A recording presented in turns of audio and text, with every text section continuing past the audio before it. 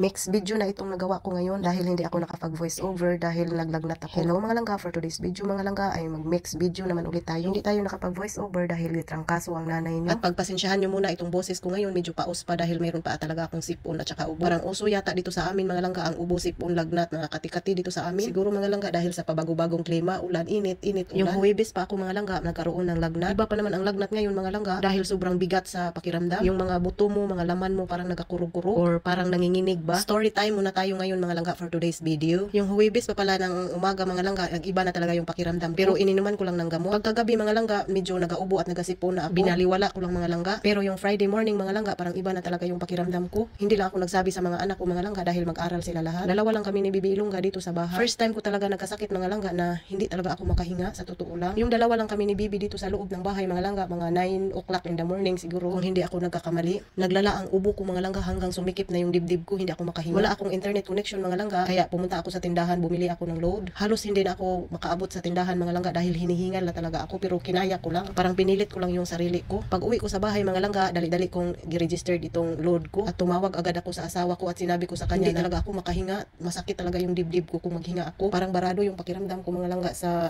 dibdib ko. Sobrang takot na takot ako mga langga. Basta umiiyak ako nga umiiyak. Sinabihan ako ng asawa ko na magkalma lang ako. Hindi talaga ako makakalma mga langga kahit anuhin ko pa. Kahit mag-inhale, exhale pa ako. Ganun pa rin ang pakiramdam ko. Kahit inuman ko pa ng tubig, ganun pa rin ang pakiramdam ko. Parang hindi ako makahinga. Kahit anong sasabihin ng asawa ko mga langga, parang hindi ko na talaga siya pinakinggan dahil sobra talaga ako natatakot. Parang hindi ko mapakalma yung sarili ko at that time. Kahit hinihingal na ako mga langga, pero umabot pa sa punto na parang magpapaalam na ako. Sinabi ko talaga sa asawa ko mga langga na kung anong mangyari sa akin ngayon dahil alam ko talagang iba na talaga yung pakiramdam ko. Ang sabi ko sa kanya na hindi niya pabayaan yung mga bata. Tapos kung mawala man ako mga langga, gusto kong 24 hours ilibing na ako agad-agad. Kasi ayaw ko makita ng mga anak ko ang katawan ko na araw-araw nilang iniyakan. Kahit nahirapan ako maghinga mga langga, basta sinabi ko talaga sa asawa ko na within 24 hours kung anong mangyari sa akin, ipalibing talaga ako agad. Ayaw kong iyakan ako ng mga taong nakakilala sa akin, lalong-lalo na sa mga anak ko. Ayaw kong ganun. Gusto kong malibing agad para makamubon rin sila agad. Yun talaga ang sinabi ko sa asawa ko. Ang isip ko mga langga that time, kahit saan na talaga umabot. Hindi ko alam talaga mga langga kung mawala ako mga langga, kung anong buhay ng mga anak ko kapag maiwan sila. Lalo na yung asawa ko doon sa ibang bansa. Una-unang naisip ko talaga si Bibi Ilongga kasi maliit pa. Tapos si Ate Pretty.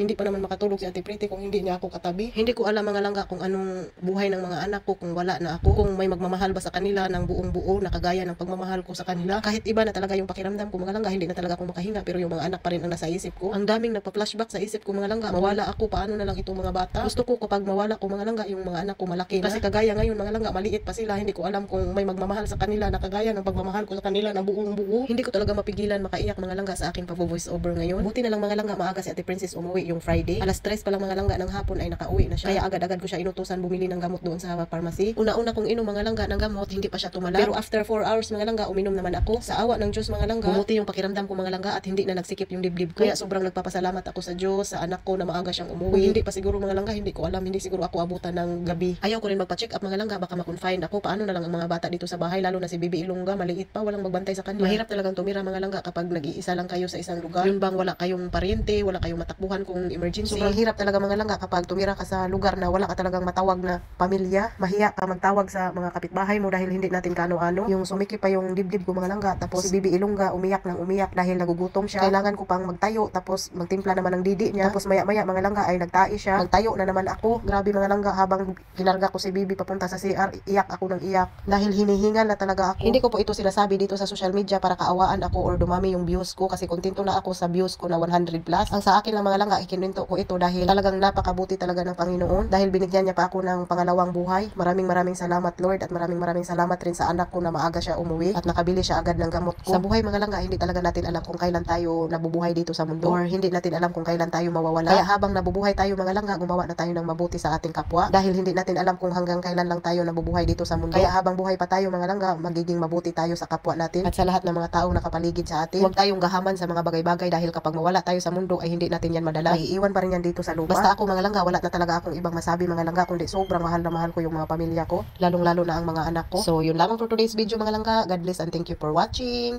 Ingat po tayo. Bye!